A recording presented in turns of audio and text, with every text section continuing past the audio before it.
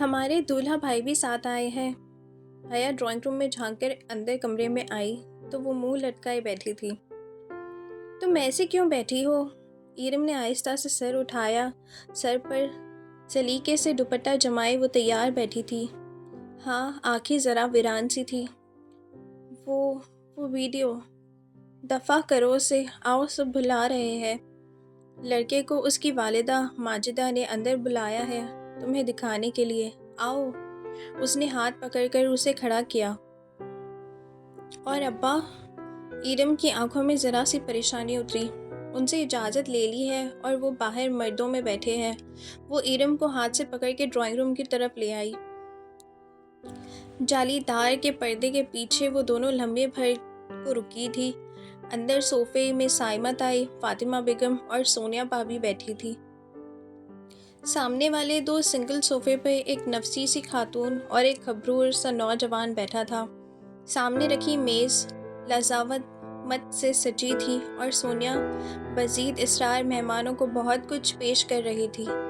بس بھابی، ہمیں تو اپنی جیسی ہی بچی چاہیے، با حیا، با پردہ، صلاۃ کی پابند، وہ خاتون مسکرا کر کہہ رہی تھی۔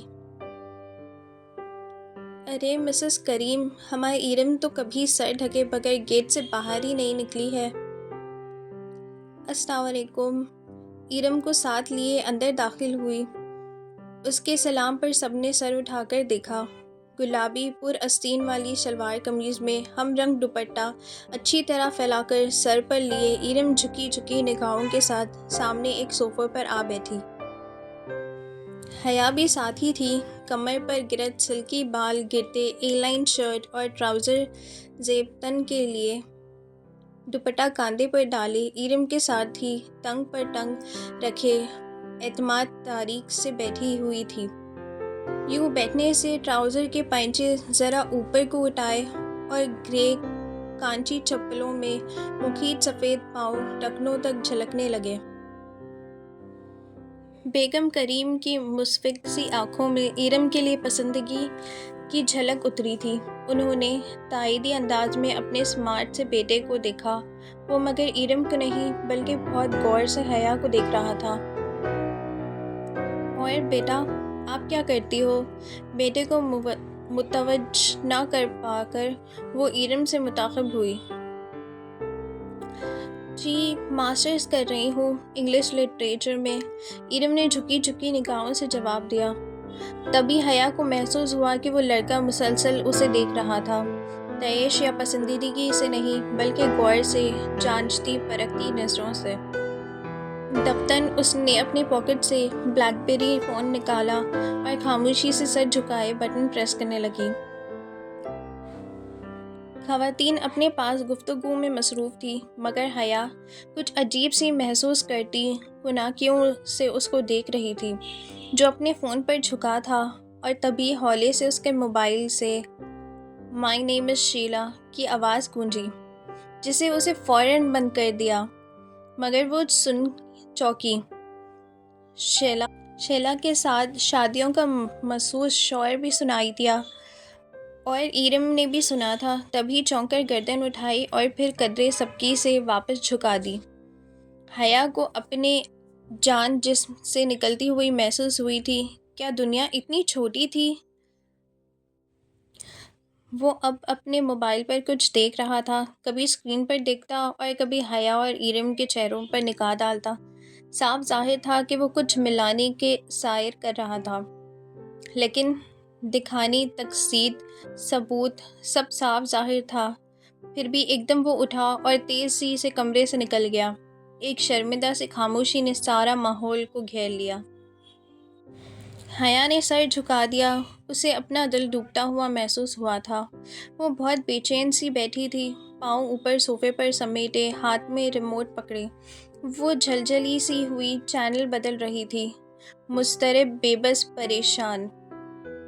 اسمارٹ ٹی وی کی اسکرین پر پورے میوزک کے ساتھ اشتہار چل رہے تھے۔ وہ غائب دماغی سے اسکرین کو دیکھ رہی تھی، جہاں موبائل کمپنی کے لوگو کے ساتھ غیر تصدیق شدہ سم کا استعمال قانونی جرم ہے، PTA لکھا آ رہا تھا۔ جانے کب پوز کا بٹن دب گیا اور رشتہ دار وہیں رک گیا۔ وہ اتنی دور بھٹکی ہوئی تھی کہ پلے بھی نہیں کر سکی۔ دفاتن دروازے میں فاطمہ بیگم کی شکل دکھائی دی۔ وہ تھکی تھکی سی انداز داخل ہو رہی تھی۔ حیا ریموٹ پھینک کر تیزی سے اٹھی۔ کیا بات ہے؟ سائمہ تائی نے بلوایا تھا۔ وہ بے چینی سے ان کے قریب آئی۔ ایرم کے لیے جو اس لوگ روز آئے تھے، وہ ڈھال سے کہتی صوفے پر بیٹھ گئی۔ ہاں، کیا ہوا انہیں؟ وہ دھک دھک کرتے دل کے ساتھ نزدیک بیٹھی۔ انہوں نے انکار کر دیا ہے، حالانکہ رشتہ مانگ ہی چکے تھے۔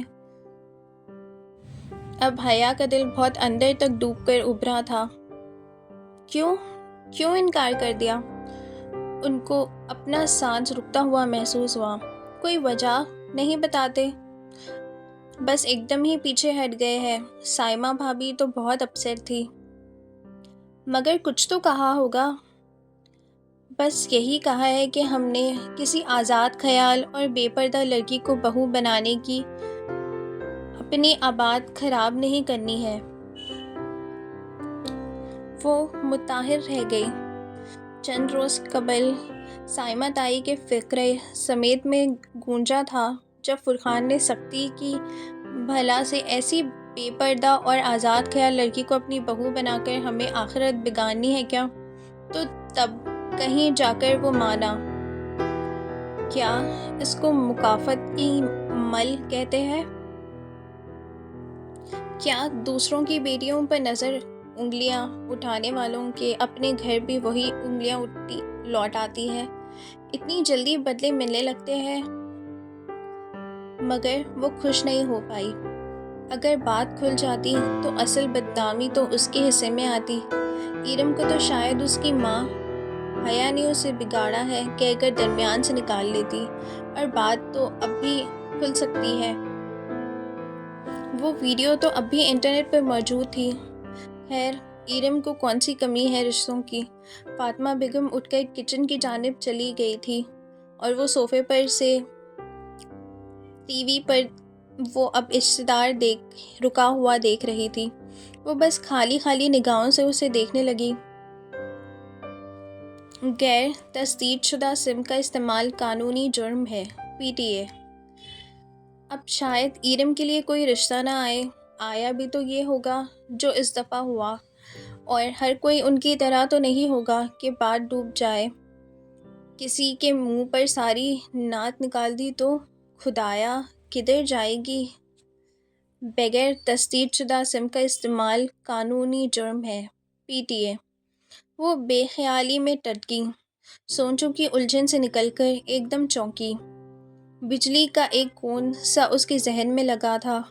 وہ خدایا، یہ خیال اسے پہلے کیوں نہیں آیا تھا؟ وہ ایک جھٹکے سے اٹھی اور باہر کی طرف لپکی۔ ایرم! بہت جوش چلاتے ہوئے حیا نے اس کے کمرے کا دروازہ کھولا۔ ایرم موبائل پکڑے بیڈ پر بیٹھی تھی۔ دروازہ کھلنے پر گڑبڑا کر موبائل سائیڈ پہ رکھا۔ کیا ہوا؟ ساتھ ہی ایرم نے اپنا موبائل الٹا کر دیا تاکہ اسکرین چھپ جائے۔ تبھی رشتے والی بات یاد آئی۔ اوہ، آئی ایم سوری، ان لوگوں نے رشتے سے انکار کر دیا۔ وہ تو ویڈیو دیکھ کر ہی کرنا ہی تھا۔ خیر، جانے دو، اچھا ہی ہوا۔ وہ مطمئن تھی۔ حیا کو حیرت ہوئی تھی، مگر وہ وقت حیرت ضائع کرنے کا نہیں تھا۔ وہ جلد سے اس کے ساتھ آ بیٹھی۔ ایرم، میری بات سنو، تم نے کبھی موبائل کنیکشن کے لیے اشتہاروں میں وہ عبارت پڑھی ہے کیا؟ غیر تصدیق شدہ سم کا استعمال کرنا جرم ہے۔ ہاں، تو کیا تمہیں معلوم ہے کہ سم رجسٹر کروانا کیوں ضروری ہوتا ہے؟ کیوں؟ تاکہ کوئی کسی سم کا غلط استعمال نہ کر سکے، چاہے وہ دہشت گردی کی واردات میں ہو یا کسی کو رانگ کالز کرنے، یا سب سائبر کرائم کے تحت آتا ہے۔ Cyber crime? ایرم نے پلکیں جھپکائیں۔ ہاں، اور ہر سائبر کرائم پاکستان ٹیلی کمیونیکیشن اتھارٹی کو رپورٹ کیا جا سکتا ہے۔ کیا کہہ رہی ہو حیا؟ مجھے کچھ سمجھ میں نہیں آ رہا۔ ایرم ہماری پرسنل ویڈیو انٹرنیٹ پر ڈال دینے والا بھی تو سنگین جرم کر رہا ہے، سائبر کرائم، ہم اس کو رپورٹ کر سکتے ہیں۔ تمہارا دماغ ٹھیک ہے؟ اگر کسی کو پتہ چل گیا تو؟ پتہ تو جب چلے گا جب ہم اس ویڈیو کو وہیں رہنے دیں گے۔ 4 دن سے میں سولی پر لٹکی ہوں، اب اس مسئلے کو ختم ہو جانا چاہیے۔ مگر ہم کس کو رپورٹ کریں گے؟ وہ نیم رضامند ہوئی تو حیا نے جھٹ اپنا موبائل نکالا۔ PTA کو دروازہ بند کرو، میں اپنے کنیکشن کی ہیلپ لائن سے PTA کا نمبر لیتی ہوں۔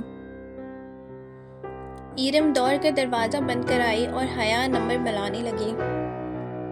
PTA کی ہیلپ لائن کا نمبر آسانی سے مل گیا، مگر آپریٹر نے نہایتی سنجیدگی سے یہ کہہ کر معذرت کر لی کہ اس قسم کا سائبر کرائم کسی انٹیلیجنس ایجنسی کا سائبر کرائم سیل کو رپورٹ کرنا ہوگا۔ حیا نے اس ملک کی سب سے بڑی سرکاری سویلین ایجنسی کے سائبر کرائم سیل کا ای میل ایڈریس لے لیا، لیکن اب وہ متذبذب بیٹھی تھی۔ یہ انٹیلیجنس والے خطرناک لوگ ہوتے ہیں ایرم، مگر اب یہ کرنا تو ہے نا، اور واقعی کرنا تو تھا۔ ایرم نے لیپ ٹاپ کھولا اور پھر بہت بحث و تمیز کے بعد انہوں نے ایک کمپلینٹ لکھی اور اس پتے پر بھیج دی جو PTA سے ان کو ملا تھا۔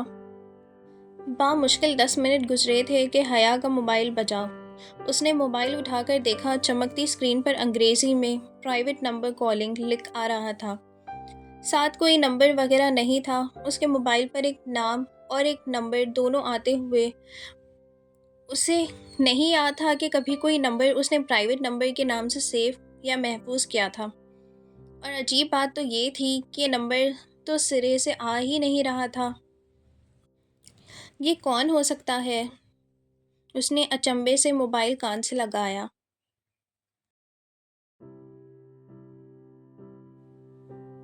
ہیلو۔ دوسری جانب سے دیر خاموشی کے بعد ایک بھری گمبھیر آواز سنائی دی۔ السلام علیکم مس حیا سلیمان۔ جی، آپ کون؟ میں میجر احمد بات کر رہا ہوں، سائبر کرائم سیل سے۔ آپ نے ہماری ایجنسی میں رپورٹ کی ہے، ہمیں ابھی آپ کی کمپلین موصول ہوئی ہے۔ وہ جو کوئی بھی تھا بہت خوبصورت بولتا تھا، گہرا، گمبھیر مگر نرم لہجہ جس میں ذرا سی چاشنی بھری تپش تھی، گرم اور سرد کا امتزاج تھا۔ مگر میجر احمد، میں نے کمپلین میں اپنا نمبر تو نہیں لکھا تھا، وہ دھک دھک کرتے دل کے ساتھ کہہ رہی تھی۔ ایرم بھی حیرت بھرے خوف سے اس کو دیکھ رہی تھی۔ جواباً وہ دھیرے سے ہنس دیا۔ نمبر تو بہت عام سی چیز ہے مس سلیمان، میں تو آپ کے بارے میں بہت کچھ جانتا ہوں۔ کیا؟ یہی کہ آپ سلیمان اصغر کی بیٹی ہیں، آپ کے والد ایک کنسٹرکشن کمپنی ہے، آپ کے بھائی روہیل جارج مسون یونیورسٹی میں زیر تعلیم ہے، خود آپ انٹرنیشنل اسلامک یونیورسٹی میں LLB آنرز شرعیہ اینڈ لاء کے 5ویں سال میں ہے۔ فیبروری میں آپ کا ایکسچینج پروگرام کے تحت استنبول جا رہی ہیں، غالباً سبانجی یونیورسٹی، اور پچھلے ہفتے اپنے کزن داور فرحان کی مہندی کے فنکشن پر بننے والی ویڈیو کی انٹرنیٹ پر اپلوڈنگ کو آپ نے رپورٹ کیا ہے۔ Is that right, ma'am؟ وہ جو دم بھک سنتی جا رہی تھی مشکل سے بول پائی۔ جی وہی ویڈیو۔ اب آپ کیا چاہتی ہیں؟ یہی کہ آپ اسے اس ویب سائٹ سے ہٹا دیں۔ اس کی آواز میں بہت من اور بہت منت بھری آئی۔ اوکے، اور کچھ؟ اور جن لوگوں کے پاس اس کی CD ہے وہ بھی۔ آگے اس کا گلا رد ہو گیا، احساس توہین سے کچھ بول بھی نہیں گیا۔ میں شہر کے ایک ایک بندے سے وہ ویڈیو نکلوا لوں گا، آپ بے فکر رہے۔ اور اسے مانو بہت بڑا بوجھ اس کے پر سے اتر گیا تھا۔ Thank you major Ahmad. اس کے انداز ظاہر تھا کہ وہ فون رکھنے والی ہے تو وہ کہہ اٹھا، تھینک یو تو آپ تب کہیں جب میں یہ کام کر دوں، اور اس کام محض شروع کرنے کے لیے مجھے آپ کا تعاون چاہیے۔ کیسا تعاون؟ میڈم، آپ کو ذرا سی تکلیف کرنی ہوگی، آپ کو اس ویڈیو کی باقاعدہ رپورٹ کرنے کے لیے میرے آفس آنا ہوگا۔ کیا؟ نہیں نہیں، میں نہیں آ سکتی۔ وہ پریشان سے ہلکی گئی۔ ایرم نے فکر مندی سے اس کا چہرہ دیکھنے لگی۔ پھر تو یہ کام نہیں ہو پائے گا، ایسے اسٹیپ فون پر نہیں لیے جا سکتے۔ اسے لگا کہ وہ محسوس سا مسکرا رہا تھا۔ مگر میں نہیں آ سکتی۔ اور وہ کیسے آ سکتی تھی؟ اگر کسی کو پتہ چل جاتا وہ کتنی بدنام ہوتی۔ آپ کو آنا پڑے گا، میں گاڑی بھیج دیتا ہوں۔ نہیں، اچھا خدا حافظ۔ اس نے جلد سے فون بند کر دیا۔ بھاڑ میں گیا یہ اور اس کا سائبر کرائم سیل۔ اگر ابا اور تایا فرقان کو پتہ لگ گیا کہ ہم ایک ایجنسی کے ہیڈ کوارٹرز گئے ہیں تو ہماری ٹانگیں توڑ دیں گے وہ۔ تو میں پہلے ہی کہہ رہی تھی کہ رپورٹ نہ کرو۔ پرائیویٹ نمبر سے پھر کال آنے لگی۔ اس نے جھنجھلا کر فون آف کر دیا۔ اس ویڈیو سے زیادہ میجر احمد نے اسے بلیک میل کیا ہے، یہ خیال پھر پورا دن اس کے ذہن میں گونجتا رہا۔ وہ بہت تھکی ہوئی پاسپورٹ آفس سے نکلی تھی۔ اسلام آباد پنڈی کا اتنا لمبا رش بھری سڑک تھا، تھکا دینے والا تھا۔ وہ آج پاسپورٹ آفس سے اپنا پاسپورٹ اٹھانے آئی تھی، مگر یہاں علم ہوا کہ پاسپورٹ 14 جنوری کو مل پائے گا اور ابھی 14 جنوری میں ہفتہ رہتا ہے۔ کوئی ٹیکنیکل مسئلہ تھا جس کے باعث اسلام آباد والے پاسپورٹ آفس میں پاسپورٹ کا کام رکا ہوا تھا اور تبھی اسے پنڈی میں ہی اپلائی کرنا پڑا تھا۔ واپسی پر بھی اتنا ہی رش تھا۔ کچھ شاپنگ کے بعد جب وہ مرے روڈ پر آئی تو مغرب چھا رہی تھی۔ سڑک گاڑیوں سے بھری پڑی تھی اور گاڑیوں کا یہ سیلاب بہت سست روائی سے بہہ رہا تھا۔ سگنل پر اس نے گاڑی روکی اور شیشے کھول دیے۔ اس کا ذہن اب تک پاسپورٹ میں ہی الجھا ہوا تھا۔ اگر 14 جنوری کو پاسپورٹ ملا تو ابھی ویزا لگتے لگتے بہت دیر ہو جائے گی۔ ابھی ٹکٹس نہیں آئے تھے، مگر کچھ اندازہ تو تھا کہ فروری کے آغاز میں اسے ترکی جانا ہے، یعنی 15 دن اس کو ویزا کے لیے ملتے اور ترکی کا ویزا تو کبھی 15 دن میں نہیں لگ پاتا۔ پھر وہ انہی سوچوں میں الجھتی ہوئی کوئی اس کے کھڑکی پر آ کر جھکا۔ سونیو، کیا سوچ رہی ہو؟ وہ بری طرح چونکی اور سر اٹھا کر دیکھا۔ وہ وہی ڈالی تھا، چمچماک کرتے ہوئے لباس ملبوس، وکس والے بالوں کا جوڑا اور میک اپ۔ ناگواری سے ایک لہر اس کے چہرے پر سمٹی آئی۔ وہ بھول گئی تھی کہ ڈالی نے اس پر کوئی احسان کیا تھا۔ ہٹو سامنے سے، وہ جھٹ کر بولی تھی۔ وہ کھلی کھڑکی میں کچھ یوں ہاتھ رکھے کھڑا تھا کہ وہ شیشہ اونچا نہیں کر سکتی تھی۔ لو باجی، میں تو سلام دعا کرنے آئی تھی اور آپ تو غصہ ہی ہو رہے ہو۔ اس روز والے سخت تصورات ڈالی کے چہرے پر نہیں تھے، بلکہ اس کے میک اپ سے آدھے چہرے پہ سادگی اور معصومیت تھی، کراہیت بھری سادگی اور معصومیت۔ ہٹو سامنے سے، ورنہ میں پولیس کو بلا لوں گی۔ اسے غصہ آنے لگا تھا اور بے بسی بھی محسوس ہو رہی تھی۔ ہائے باجی، ڈالی سے ایسی بات کرتی ہو؟ اور آپ کی تعریف کرتے کرتے ڈالی تھکتی نہیں ہے۔ اس نے آواز پر گردن گھما کر دیکھا تو فرنٹ سیٹ کی سیٹ کھلی تھی۔ کھڑکی پر کوئی خواجہ سرا تھا، ہاتھ رکھے کھڑا تھا۔ ڈالی کی سیاہیت رنگت نسبت اس کا رنگ ذرا سا صاف تھا چہرے پر، البتہ اس نے بھی سوکھے آٹے کی طرح فیس پاؤڈر تھوپ رکھا تھا، مگر اسے شوق سرخ رنگ کی قمیض اور آستینوں سے جھلکتے بازوؤں پہ شاید وہ کچھ لگانا بھول گیا تھا۔ وہ دونوں ہاتھ کھڑکی کی چوکھٹ میں دیے کھڑے ہوئے تھے۔ کون ہو تم؟ میری گاڑی سے ہٹو۔ اس نے ٹھنڈے پسینے آنے لگے تھے۔ وہ تنہا تھی اور ٹریفک بلاک، سامنے کو کوئی ٹریفک پولیس مین بھی نظر نہیں آ رہا تھا۔ جی، یہ میری بہن ہے پنکی، بڑا شوق تھا اسے آپ سے ملنے کا، ایک بڑی ضروری بات کرنی تھی جی ہمیں آپ سے۔ Get last. اس نے ہاتھ بڑھا کر شیشہ اونچا کرنا چاہا، مگر پنکی نے اپنا ہاتھ اندر کر لیا تھا۔ ایک دم اس کی کلائی سامنے آئی تھی۔ حیا نے دیکھا پنکی کی کلائی پر ایک گلابی سرخ سا 1 انچ کا کانٹا بنا تھا، جیسے جلا ہو یا شاید برف مارک تھا۔ ہٹو، آئی سیڈ گیٹ لاسٹ۔ وہ آلام تیش میں شیشہ اوپر کرنے لگی تھی، مگر پنکی نے اس پر اپنے ہاتھ رکھ دیے۔ شیشہ اوپر نہیں ہو پا رہا تھا۔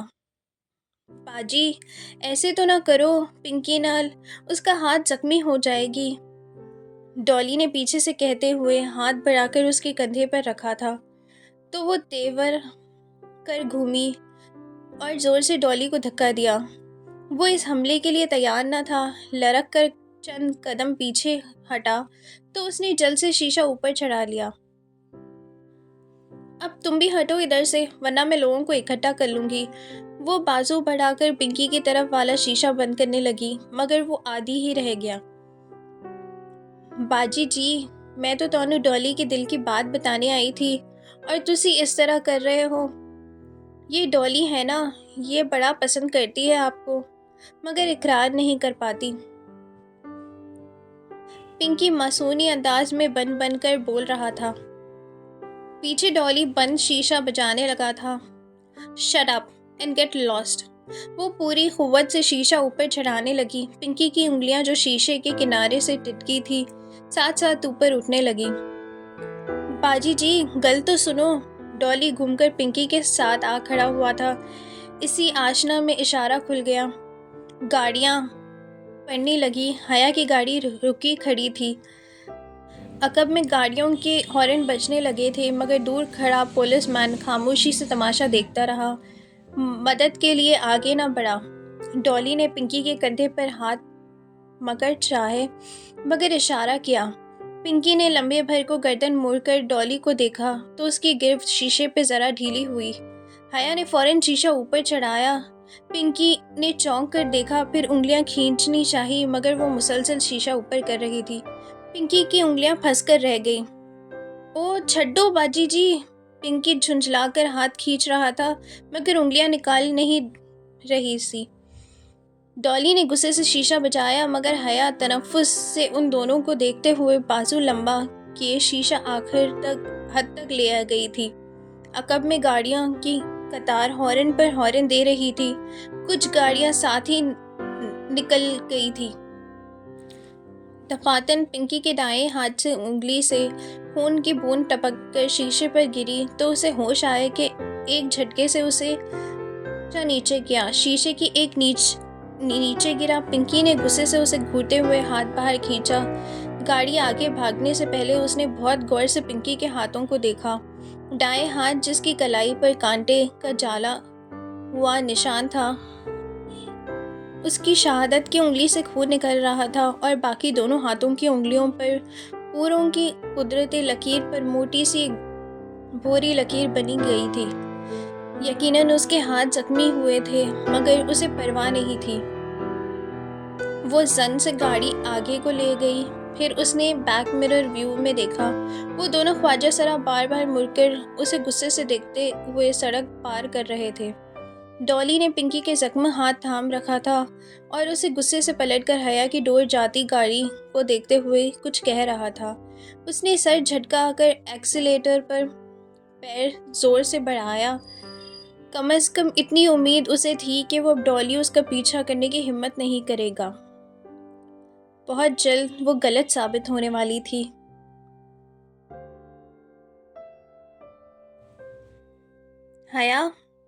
حیا، جیسے وہ گھر میں داخل ہوئی، لانچ میں بیٹھے سلیمان صاحب نے تیزی سے اس کی طرف بڑھے۔ ان کے چہرے پہ غیظ و غضب چھایا ہوا تھا۔ وہ ڈر کر پیچھے ہٹی۔ تبھی کہیں پیچھے سے فون کی گھنٹی آئی۔ یہ ویڈیو تمہاری ہے؟ تم مجرے کرتی ہو؟ روہیل جو صوفے پر بیٹھا تھا ایک دم اٹھا اور بہت سی سیڑھی اس کی طرف اچھالی۔ وہاں سب موجود تھے، تایا فرقان، داور بھائی، روہیل، اور سب ایک طرف ایرم زمین پر بیٹھی رو رہی تھی۔ دور کہیں فون کے بجنے کی مسلسل بج رہی تھی گھنٹی۔ نہیں، وہ سر ہلاتے ہوئے خوف سے ان کو کہنا چاہتی تھی۔ اس کا منہ تو ہلتا تھا لیکن آواز نہیں نکل رہی تھی۔ وہ سب اس کا خون لینے پر تلے تھے۔ دفعتاً سلیمان صاحب آگے بڑھے اور ایک زوردار تھپڑ اس کے چہرے پر دے مارا۔ بے حیا۔ اسے تھپڑوں سے مارتے ہوئے سلیمان صاحب کہہ رہے تھے۔ ان کے لب ہل رہے تھے مگر ان سے آواز ڈالی کی نکل رہی تھی۔ وہ سلیمان صاحب نہیں تھے، ڈالی بول رہی تھی۔ ڈالی، ڈالی، پنکی، بے حیا پنکی کی انگلیاں، ان کی فون کی گھنٹی۔ وہ ایک جھٹکے سے اٹھ بیٹھی۔ کمرے میں اندھیرا تھا۔ اس نے ہاتھ بڑھا کر لیمپ آن کیا۔ زرد سی روشنی ہر جگہ پھیل گئی۔ اس نے بے اختیار دونوں ہاتھوں سے اپنا چہرہ چھوا۔ وہ ٹھیک تھی، سب ٹھیک ہے، کسی کو کچھ علم نہیں ہوا تھا۔ وہ سب ایک بھیانک خواب تھا۔ او خدایا! وہ نڈھال سی بیک گراؤنڈ کے ساتھ پیچھے جانے لگی۔ اس کا سانس تیز تیز چل رہا تھا۔ دل ویسے ہی دھڑک رہا تھا۔ پورا جسم پسینے سے بھیگا تھا۔ فون کی مخصوص ٹون اس کی طرح بج رہی تھی۔ ہاں، بس وہ گھنٹی خواب نہیں تھی۔ اس نے سائڈ ٹیبل پہ موبائل اٹھایا اور چمکتی اسکرین کو دیکھا۔ Private number calling. چند لمحے لگے تھے اسے ایک فیصلے پر پہنچنے اور پھر اس نے فون کان سے لگا لیا۔ میجر احمد، میں آپ کے آفس آ کر رپورٹ کروانے کے لیے تیار ہوں۔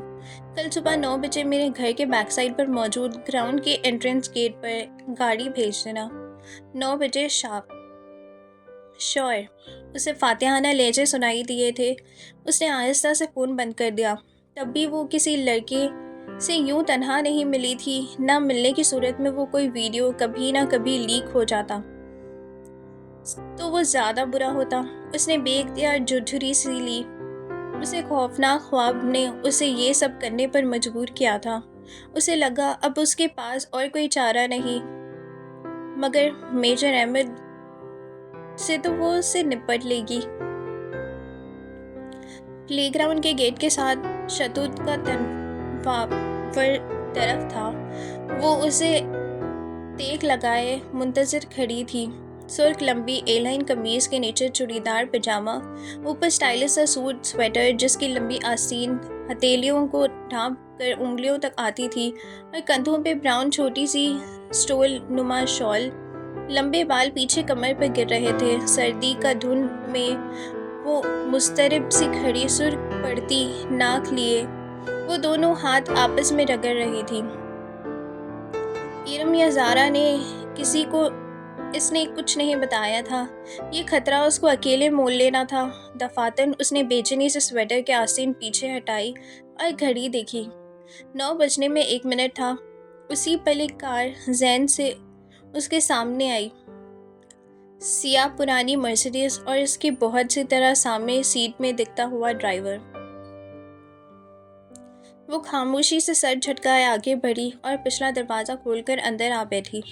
اس کے دروازہ بند کرتے ہی ڈرائیور نے گاڑی آگے بھگا دی۔ تقریباً 1.5 گھنٹے بعد وہ اس سیف ہاؤس پہنچی تھی۔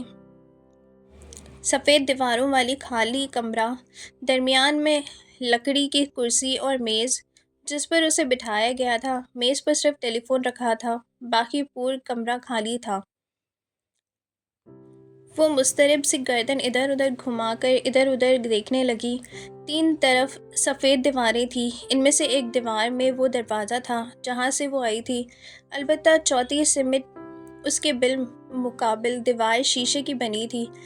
دراصل وہ شیشے کی اسکرین تھی جو زمین سے لے کر چھت تک پھیلی تھی۔ شاید وہ چھوٹا خالی کمرہ کسی بڑے کمرے کا حصہ تھا جس میں شیشے کی اسکرین لگا کر پوشن کر دیا گیا تھا۔ اس نے ذرا غور سے اسکرین کو دیکھا۔ اس کا شیشہ مکمل طور پر دھندلا کر دیا گیا تھا، جیسے مشین پر ایک کر فروسٹڈ کیا جاتا تھا۔ اسے دھندلے شیشے پر ایک دھندلا سا منظر تھا۔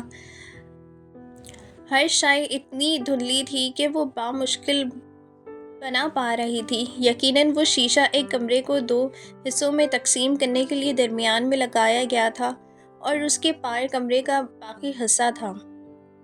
بس ایک دھندلا سا خاکہ سمجھ میں آتا تھا۔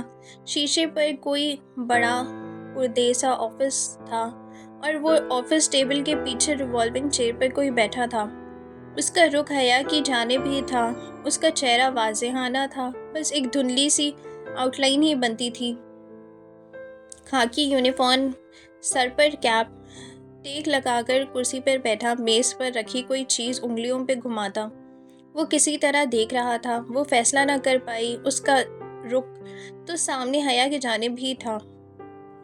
شاید دیکھ بھی اس کو ہی رہا تھا، مگر اس کی آنکھیں واضحانہ تھی تو بس ایک چیز. اس آفیسر کی گندمی چہرے کے دائیں طرف والے آدھے حصے پر ایک دم بدنامہ سی حلق جیسے آدھا چہرہ جھلس گیا ہو. دفعتاً وہ شخص آگے کو جھکا اور میز سے کچھ اٹھا کر کان سے لگایا. غالباً فون کا ریسیور. ٹرنگ ٹرنگ. یہ ایک دم حیا کو سامنے میز پر رکھا فون بجنے لگا. وہ چونکی. فون مسلسل بج رہا تھا. کیا وہ شخص اسے کال کر رہا تھا؟ اس نے دھڑکتے دل سے ریسیور اٹھایا اور کان سے لگایا. ہیلو، السلام علیکم مسز حیا سلیمان. دس از میجر احمد.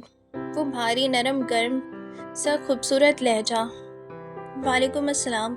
وہ فون ہاتھ میں پکڑ کر کان پر رکھے یک تک سامنے اسکرین کو دیکھ رہی تھی، جس کے پار آدھے جھلسے چہرے والا آفیسر فون تھامے بیٹھا تھا. کیا وہی میجر احمد تھا؟ میں امید کرتا ہوں کہ ہم نے آپ کو زیادہ تکلیف نہیں دی. جی. اس کو گھٹن محسوس ہونے لگی تھی. میرے سامنے لیپ ٹاپ پر تمام سسٹم کھلا ہوا ہے. مجھے ایک کلک کرنا ہے اور آپ کی ساری ویڈیو صفائی ہستی سے یوں مٹ جائے گی جیسے کبھی بنائی ہی نہیں گئی تھی. دیوار کے اس پار دھندلے منظر میں بیٹھے اس آفیسر کے سامنے بھی لیپ ٹاپ کھلا پڑا تھا. تو وہ میجر احمد تھا، مگر سامنے کیوں نہیں آتا تھا؟ اور شہر کے ایک ایک بندے سے میں یہ ویڈیو نکال چکا ہوں. بولیے حیا، میں کلک کر دوں؟ اور وہ رپورٹ؟ سمجھیں وہ درج ہو گئی. اسے لگا وہ مسکرایا. مگر آپ نے کہا تھا کہ مجھے رپورٹ کے لیے. غلط کہا تھا، ایکسکیوز بنایا تھا. بعض اوقات بہانے بنانے پڑتے ہیں، تب جا کے مزید صبر نہیں ہوتا، سمجھی؟ فون کو جکڑ کر اس کا ہاتھ پسینے میں بھیگ چکا تھا. یہ شخص اتنی عجیب باتیں کیوں کر رہا ہے؟ آپ کلک کر دیں، بامشکل وہ کہہ پائی. وہ شخص جھکا، شاید بٹن دبانے، اور پھر واپس پیچھے ہو کر بیٹھا. کر دیا. اوہ تھینک یو میجر احمد. اس کا گلا رندھے لگا تھا. ایک بات پوچھوں؟ جی. کیا یہ ویڈیو جعلی تھی؟ نہیں. تھی تو اصلی. تو آپ اتنا ڈر کیوں رہی تھی؟ ظاہر ہے یہ ہماری فیملی ویڈیو تھی، اور شادیوں پر ڈانس کی ویڈیو ہم نہیں بنواتے. کیوں؟ وہ پے در پہ سوال کر رہا تھا. کیا مطلب کیوں؟ شادیوں کی ویڈیو سرکولیٹ ہوتی ہیں ہر جگہ. کیا اچھا لگتا ہے ہماری ڈانس کی ویڈیو پرائے لوگ دیکھیں؟ مگر پرائے لوگ لائیو تو دیکھ سکتے ہیں. غالباً اس ویڈیو میں مجھے ویٹرز، مووی میکر، ڈی جے نظر آ رہے تھے. وہ بھی تو پرائے مرد ہیں نا. میں سمجھی نہیں پائی کہ اگر آپ اس طرح رقص کرنے کو صحیح سمجھتی ہے تو یہ ویڈیو کے باہر نکلنے پر پریشان کیوں تھی؟ چاہے movie maker, waiter, D J یا انٹرنیٹ پہ موجود مرد، بات تو ایک ہی ہے. اور اگر اس کو غلط سمجھتی ہے تو آپ نے یہ کیا ہی کیوں؟ میں آپ کے سامنے جواب دہ نہیں ہوں. وہ درستی ہوئی بولی تو چند لمحے کی خاموشی چھا گئی. ٹھیک ہے، آپ کہاں؟ خیر. اس نے گہری سانس لی. ایک اور بات پوچھوں؟ پوچھئے. اب آپ کس کی آواز میں اجنبیت در آئی. کبھی کوئی آپ کے لیے جنت کے پتے توڑ لایا تو؟ ہم دنیا والوں نے جنتیں کہیں دیکھی ہے میجر احمد. اس کے چہرے پر تلخی رقم آئی تھی. تبھی تو ہم دنیا والے جانتے ہی نہیں کہ جنت کے پتے کیسے رہتے ہیں. کبھی کوئی آپ کو لا کے دے تو انہیں تھام لیجیے گا، وہ آپ کا رسوا نہیں ہونے دے گا. اس کے چہرے کی تلخی سکوت میں داخل ہو گئی. وہ ٹھہر سی گئی. دھندلی دیوار ابھی تک اس کے سامنے تھی. کون تھا اس پار؟ آپ سن رہی ہیں؟ ہاں. جی. وہ چونکی کر سنبھلی. میں چلتی ہوں. وہ ریسیور کان سے ہٹانے لگی تھی کہ وہ کہہ اٹھا. ایک منٹ، ایک آخری سوال کرنا ہے مجھے. وہ اٹھتے اٹھتے واپس بیٹھ گئی. جی پوچھئے. آپ مجھ سے شادی کریں گی؟ اسے زور کا دھچکا لگا تھا۔ وہ گونج کی پھٹی پھٹی نگاہوں سے دھندلی دیوار کو دیکھ گئی۔ بتائیے مس حیا۔ اس کے لب بھیج گئے، حیرت اور شوق کے غصے کے غالب آ گیا۔ مس حیا نہیں، مسز حیا۔ چبا چبا کر ایک ایک الفاظ بولتی وہ پرس تھام کر اٹھی۔ فون کا ریسیور ابھی تک پکڑ رکھا تھا۔ کیا مطلب؟ وہ واضح چونکا تھا۔ افسوس کہ میرے بارے میں اتنی معلومات رکھنے کے باوجود آپ میرے بچپن میں ہونے والے نکاح سے لا علم ہیں۔ وہ نکاح جو میرے کزن جیہان سکندر سے میرا بچپن میں ہی پڑھا دیا گیا تھا۔ میں شادی شدہ ہوں اور میرا شوہر ترکی میں رہتا ہے۔ اوہ، آپ کے وہ رشتہ دار فیملی جو کبھی پاکستان ہی نہیں آئی۔ جانتا ہوں، آپ کی پھپھو کا خاندان جو ذلت اور شرمندگی کے مارے اب شاید کبھی ادھر کا رخ نہیں کرے گا۔ آخر کارنامہ بھی تو بہت شرمناک انجام دیا تھا نا۔ اس کا انتظار کر رہی ہیں آپ؟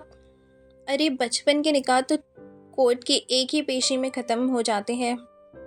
Shirt up, just shut up major Ahmed, وہ چلائی تھی۔ آپ کی ہمت بھی کیسی ہوئی یوں بات کرنے کی؟ ارے بھاڑ میں جائیں آپ اور آپ کی وہ ویڈیو۔ آپ بھلے اسے ٹی وی پر چلوا دیں، مجھے پرواہ نہیں۔ میرا ایک کام کرنے کی اتنی بڑی قیمت وصول کرنا چاہتے ہیں آپ؟ رہا جیہان سکندر، وہ میرا شوہر ہے اور مجھے اسے بہت محبت ہے۔ اس کے علاوہ میری زندگی میں کوئی نہیں آ سکتا، سمجھے آپ؟ ریسیور واپس پٹکنے سے قبل اس نے دوسری جانب سے اس کا سوگواریت بھرا کہا سنا تھا۔ پیر پٹک کر وہ دروازے کی جانب بڑھی۔ اسی لمحے دروازہ کھول کر ایک سپاہی اندر داخل ہوا جو اسے اندر بٹھا کر گیا تھا۔ اسے فوراً اشارہ کر دیا گیا۔ ملاقات ختم ہو چکی تھی اور حیا کے لیے وہ بے حد تلخی ثابت ہوئی تھی۔ گاڑی آپ کا انتظار کر رہی ہے میم، آئیے۔ وہ راستہ چھوڑ کر ایک طرف ہو گیا۔ حیا نے گردن موڑ کر دیکھا۔ دھند کے اس پار وہ آدھے سیاہ جیسے والا شخص میز پر جھک کر کچھ کہہ رہا تھا، شاید کچھ لکھ رہا تھا۔ اسے لگا اس نے اس کی میز پر کسی سرخ شے کی جھلک دیکھی ہے، شاید سرخ گلابوں کے گلدستے کی۔ شاید یہ اس کا وہم تھا۔ جس لمحے وہ پرانی کار کی پچھلی سیٹ پر بیٹھی، کھلے دروازے سے اس کے سپاہی نے اسے ایک سرخ گلابوں کا بکے تھمایا۔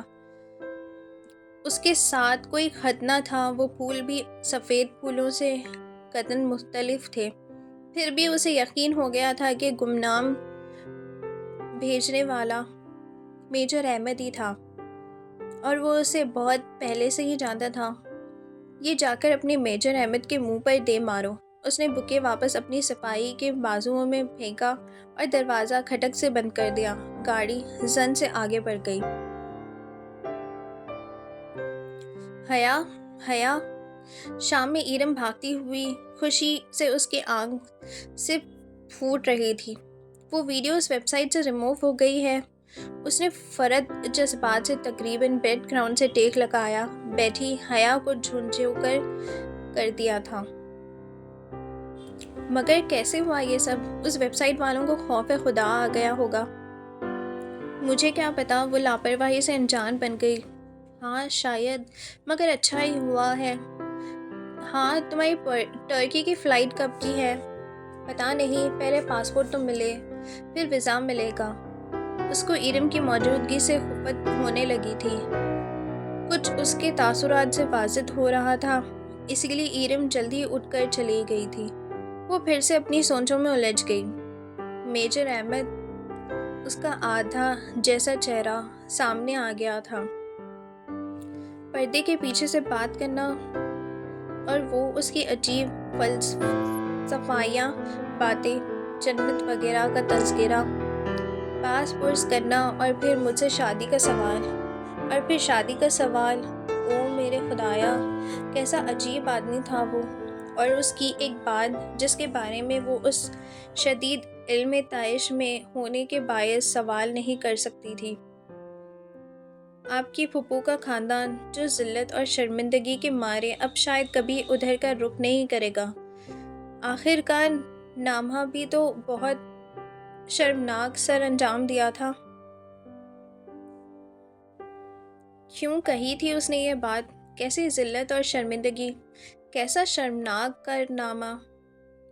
پھپھو کا خاندان واقعہ پلٹ کر کبھی نہیں آیا تھا، تو کیا اس کی وجہ اس کے اپنے ملک اور خاندان سے ذرائی نہیں تھی، جیسے کہ وہ فیاض کرتی تھی، بلکہ کوئی اور تھی، کسی امیز کام جو انہوں نے سر انجام دیا تھا، اور انہوں نے کسی پھپھو نے، ان کے شوہر نے، یا جہان سکندر نے کیا گھٹی تھی بھلا؟ مگر میجر احمد سے وہ استفسار کر نہیں سکی، نہ ہی دوبارہ اس کا کوئی فون آیا تھا، اور وہ خطوط، وہ گلدستہ جو بھی اسی نے بھیجا تھا، اسے اس کے سامنے سبان جی کا کیسے علم ہوا تھا؟ یقیناً وہ اس کی کال ٹیپ کر رہا تھا، زارا کو بھی اس نے بتایا تھا، اور وہ اس وقت یقیناً اس کے باہر ہی ہوگا۔ وہ گلدستہ تو کچن کی ٹیبل پر رکھا تھا، تو وہ کیا ان کے گھر بھی داخل ہو سکتا ہے، اور اس کے کمرے میں بھی؟ خوف کی ایک لہر اس کے اپنے حسن میں لی تھی۔ وہ اٹھ کر اپنے کمرے کے دروازے لاک کرنے لگی تھی کہ فاطمہ بیگم نے دروازہ کھول کر اندر آئی۔ حیا، تمہارے ابا تمہیں بلا رہے ہیں۔ اوکے، آ رہی ہوں۔ اس نے تکیے پر رکھا دوپٹہ اٹھایا اور گلے میں ڈال کر سلیپرز پہن کر باہر آئی۔